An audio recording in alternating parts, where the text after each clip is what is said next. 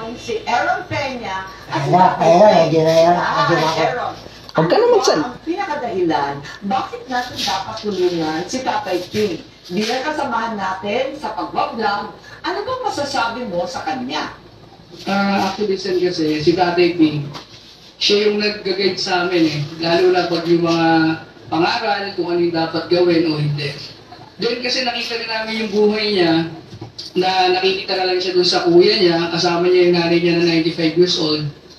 Then, minsan, yung pagbablog niya, nangihingi minsan siya doon sa Jollibee o sa mga kainan ng konting barya para meron siya makain. Ay, naku, talaga naman dapat.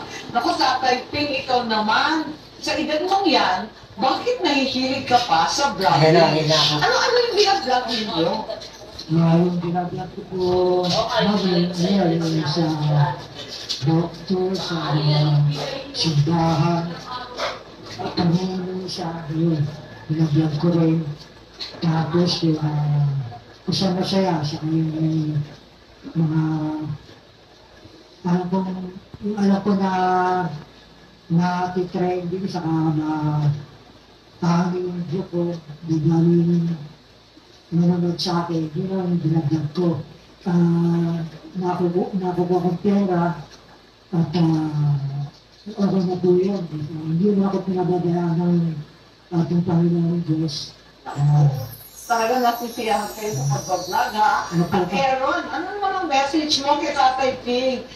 Klaro na siya talagang katay-katayan ng lahat ng vloggers.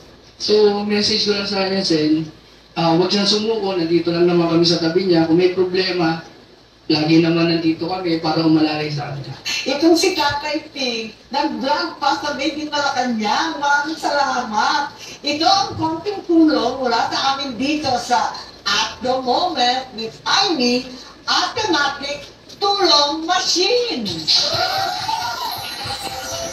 Yay! Tatay Ping, dapat na!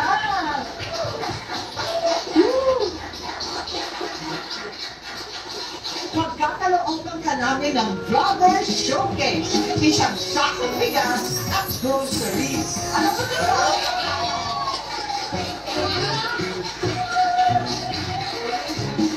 Maraming salamat po sa tulong po na binigay niyo po sa akin.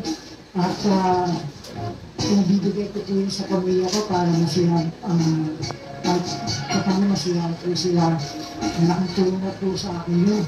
At sa pamilya ko yun, binigay ko sila doon sa ano. Nagpapasalamat po ako at sila rin po parang tanggapin po yung kanilang kalooban para sa dalawa niya tulong sa kanila. Talaga naman, Tatay Ping, nakakataba ng puso kahit papano. Dapat tulong-tulong tayo.